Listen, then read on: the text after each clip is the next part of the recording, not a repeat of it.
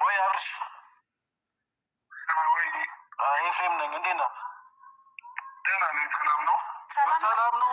እንደዚህ እኛ ቆጣው እየተጨነቅን ነው። የሚገርም መዝናኛ ወስደኝ ነው እኮ። የት ነው ያለው? ተመችቶሃል? የት ነው ያለው? ጤና ወይ ፈጣሪ ወይ ትግስቱ ስጠኝ። የባሰው ነገር አለ። ሰላም ጤና ይስጥልኝ። በመላው ዓለም ለምትገኙ የሌላ ግሮስ እና የሟሚ ቤተሰቦች በመላው ዓለም ለምትገኙ ሰላም ጤና አብዝቼ ለእናንተ ተመኘውኝ።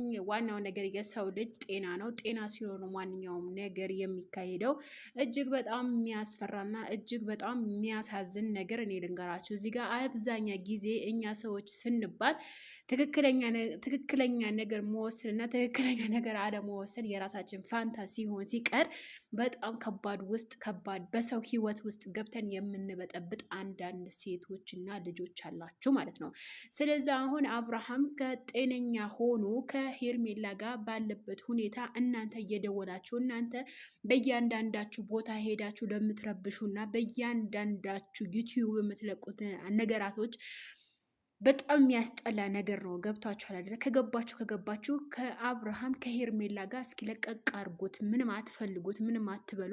እኔ በነገራችን ላይ ቆይ ሩታና ሄርሚ ሜሪ ሁላችሁም ማለት ነው ኤፍሬም እና ሜሪ እና ሩታ አብርሃም ጤነኛ ነው ደህና ነው አላላችሁም እንዴ? ታዲያ አያችሁ፣ አብርሃም ራሱ ያለበት ቦታ አያውቅም። ቢገባችሁ ጤነኛ ቢሆን አብርሃም ያለበት ቦታ የት እንዳለ ያቅ ነበረ ማለት ነው። መጋደል መበጣበጥ አይጠበቅባችሁም ነበረ።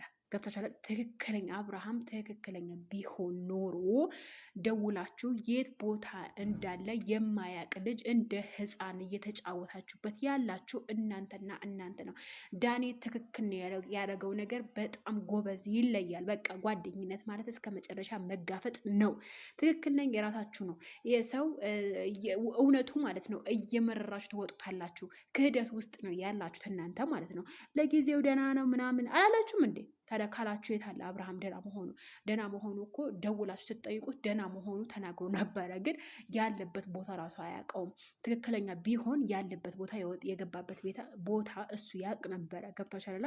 ልጁ የሆነ ነገር ከሆነ ምናምን ከምትለው እናንተ ነው ልጁ የሆነ ነገር ከሆነ የምትያዙት እንጂ እነ ሄርሚ ወይም እነ ዳኒ አይደሉም ማለት ነው። እዚህ ጋር ተሳስታችኋል። በጣም ተሳስታችኋል። በጣም ስህተተኛ ቦታ ነው ያላችሁት እናንተ።